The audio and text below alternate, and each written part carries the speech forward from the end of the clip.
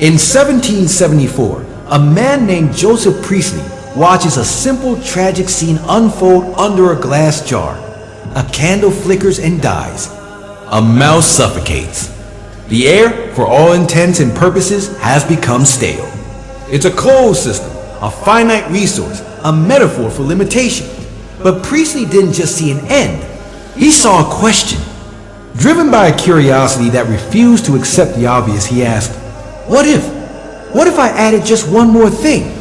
He introduced a simple mint plant into that same stagnant jar and witnessed a miracle. The candle burned longer. The mouse survived. Life, against all odds, persisted. He had, in fact, discovered oxygen. But more importantly, he discovered a profound principle that applies far beyond the laboratory. He discovered that in an environment where potential is exhausted, where ideas suffocate and energy dies, there is a force that can restore it. There is a catalyst for renewal. Each of us has known our own version of that glass jar. We felt the air grow thin in situations that seem hopeless. We've watched brilliant ideas flicker and die for lack of a vital spark. We face projects, relationships, or personal goals that seem like closed systems with a finite amount of success. But the story of Priestley and Ingenhousz, who later revealed the critical role of sunlight, shouts a timeless truth to us across the centuries. The system is only closed if we stop introducing new elements. The mint plant is your new skill, your untried idea, the book you haven't read, the conversation you're afraid to have. It is the persistent, life-giving force you bring into a stagnant room.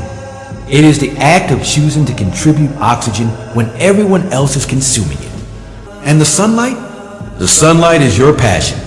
It is the energy you must actively seek out to fuel your own growth. Ingenhousz showed us that the plant doesn't work in the dark. Neither do we. We need to position ourselves in the light of knowledge, of inspiration, of purpose, to truly transform our surroundings. So, I ask you today, where in your life is the air growing stale? And what is the mint plant you will introduce? What is the sunlight you will seek? Do not resign yourself to the dimming of the light or the thinning of the air. Be the one who restores it. Be the curious mind that asks, what if? Be the catalyst. Be the source of oxygen for your team, your family, your own dreams. Let us step out of the shadows and into the light. Let us be the reason the flame keeps burning, and life, in all its forms, not only survives but thrives.